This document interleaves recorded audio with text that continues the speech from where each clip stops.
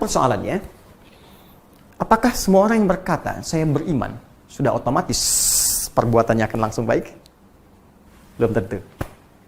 Karena pernah ada kasus di zaman Nabi langsung, dicontohkan langsung di zaman itu, dan diberitakan kepada kita oleh Allah Subhanahu wa Ta'ala dalam Al-Quran surah ke-49 Al-Hujurat ayat ke-14. Ada orang Arab Baduy yang langsung berkata saya beriman. Qalatil a'rabu amanna. Ada orang Arab Baduy berkata, ya Rasulullah, ya Muhammad SAW, kami telah beriman.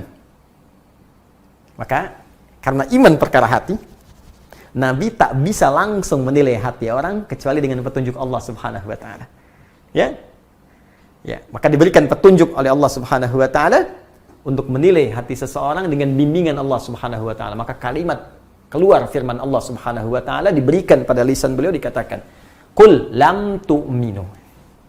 Katakan Muhammad SAW, kalian belum serius imannya. Tuh, belum sampai ke jiwa. Belum serius. Ya. Qul lam tu'minu.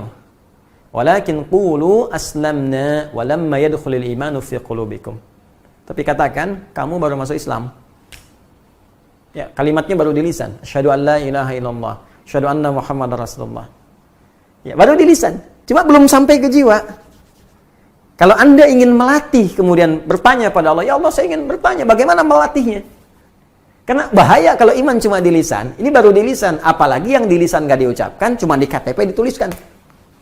Maka KTP-nya yang beriman tuh. Orangnya bisa tidak. Ya. Ini Anda bayangkan, diucapkan saja, nggak nyampe ke hati, bermasalah. Apalagi cuma dituliskan di KTP, di identitas, diucapkan nggak pernah. Itu yang paling bahaya. Jadi kalau iman itu betul-betul telah tersambung di hati kita. Misal kita ucapkan, asyhadu an la ilaha illallah, itu kalimat iman. Wa asyhadu anna Muhammadar Rasulullah, diucapkan di lisan. Dan masuk ke dalam hati. Ya, masuk ke dalam jiwa. Karena iman tadi pekerjaan hati. Maka iman yang ada di hati ini akan memberikan pancaran-pancaran, akan memberikan sinyal-sinyal kepada seluruh anggota tubuh kita untuk berperilaku. Untuk berbuat. Dalam bahasa Arab, berbuat, berperilaku disebut amal namanya. Amal. Ya, tangan beramal, kaki melangkah beramal, berperilaku. Ya, lisan berkata itu amalnya, telinga mendengar itu amalnya. Maka iman ini bukan sekedar hadir dalam jiwa. Maka dia akan diekspresikan, dibuktikan iman ini dengan memberikan sinyal pada seluruh anggota tubuh kita untuk berekspresi, berperilaku sesuai dengan bimbingan iman yang ada dalam jiwa ini.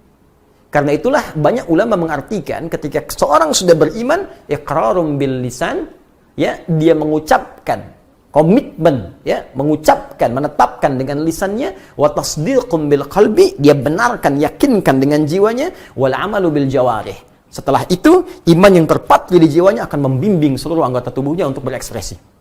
Nah, karena dibimbing oleh iman, maaf sekali, karena iman ini tadi melahirkan sumber ketenangan dari kata aman, sumbernya dari Allah Subhanahu wa Ta'ala. Karena Allah itu baik, ya, dan karena sifat ketenangan, keamanan yang bersumber dari Allah baik, maka semua ekspresi yang dibimbing oleh iman itu pasti baik. Dalam bahasa Arab, setiap kebaikan yang dibimbing oleh nilai-nilai yang baik, maka disebut dengan sholih namanya. Pekerjaannya amal, ya, perbuatan baik yang disebut sholih. Kalau kita satukan jadi amal sholih. Karena itu, semua orang beriman dalam setiap waktunya, apakah tidurnya, makannya, kerjanya, masaknya, nontonnya, semua yang dia kerjakan pasti saleh, pasti baik.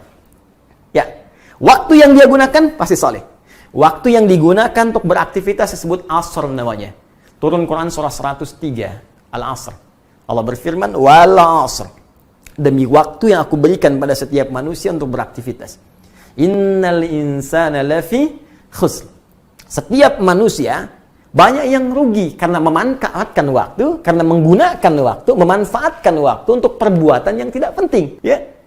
Ada orang yang bisa terlepas dari salah menjadi soleh. Siapa dia?